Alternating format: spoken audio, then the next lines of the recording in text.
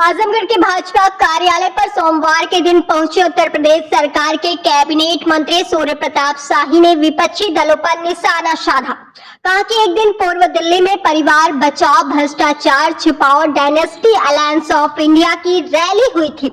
कृषि मंत्री ने कहा कि इनका मात्र एक उद्देश्य है, मोदी हटाओ, जबकि बीजेपी का उद्देश्य है भ्रष्टाचार हटाओ। कृषि मंत्री ने कहा कि भ्रष्टाचार में अखंड डूबी पारिवारिक पार्टियों ने अपने खिलाफ हो रही वैधिक कार्रवाई से बचने के लिए रैली किया था।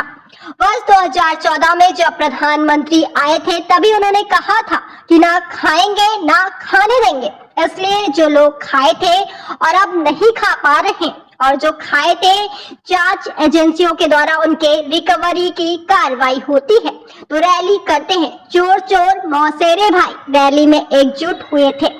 एक एक कर विपक्षियों के सभी दल के नेताओं पर निशाना साधा और कहा कि भ्रष्टाचारियों को बचाने के साथ ही अपने परिवार को बढ़ाने के लिए यह सभी दल राजनीति में आए हैं, चाहे वह कांग्रेस हो, राष्ट्रीय जनता दल हो, समाजवादी पार्टी हो, तृणमूल कांग्रेस पार्टी हो।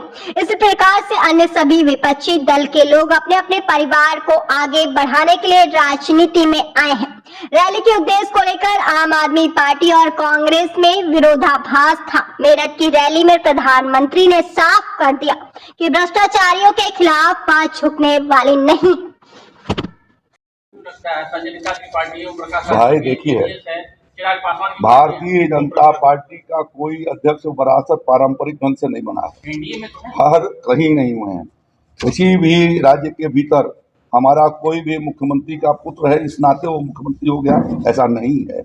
नेतृत्व के भीतर जिनके पास सहज भूमिका है उन्होंने उसका नेतृत्व किया है और ये इन लोगों ने लेकिन वो का भी है कि किसका किनके साथ मैच कर रहे हैं कि किसके साथ पहले हमारे दो खिलाड़ियों को जेल भेज दिया गया। क्या जो भ्रष्टाचार में लिप्त हैं वो जेल जा रहे हैं।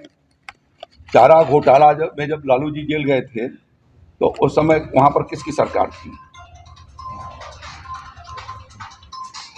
बीजेपी की सरकार ने तो जेल नहीं भेजा था। उनकी जांच जब हुई तो उस समय केंद्र में किनकी सरकार थी? नौकरियों के बदले जमीन का घोटाला यह किस जमाने में हुआ है? जब उस समय उनका कोयला घोटाला किसके जमाने में हुआ था? कॉमनवेल्थ घोटाला। कांग्रेस पार्टी तो घोटालों की मां है। जो 1952 में से ही उन्होंने घोटाला शुरू किया था, पहली सरकार से नेहरू जी के। तो उसी समय जी घोटाला कांड हुआ था, कपड़े का घोटाले का कांड चला था।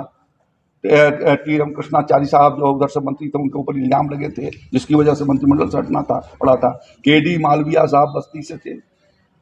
जीप घोटाले में उनको घोटाले की वजह से उस समय तो ना बीजेपी तो कहीं नहीं थी, उन्हीं की सरकार में प्रूव हुआ कि नहीं इन लोगों ने घोटाला किया है और उसकी वजह से उनको हटना पड़ा। तो इस तरीके से भोपाल गैस कांड का घोटाला, वो फोर्स घोटाला, तो कांग्रेस पार्टी तो घोटालों की मार रही है। आज उनको छटपटाहट है कि ना वो केंद्र के भीतर हैं न राज्य के भीतर हैं और इसलिए गफलत पैदा करके वो गुमराह करने की कोशिश कर रहे हैं। अब देश की जनता जान गई है और पिछले 5 वर्षों में आदरणीय प्रधानमंत्री नरेंद्र मोदी जी 10 वर्षों के भीतर देश को गरीबी से मुक्ति दिलाई है। प्रधानमंत्री जी ने नक्सलवाद से देश को मुक्ति दिलाई।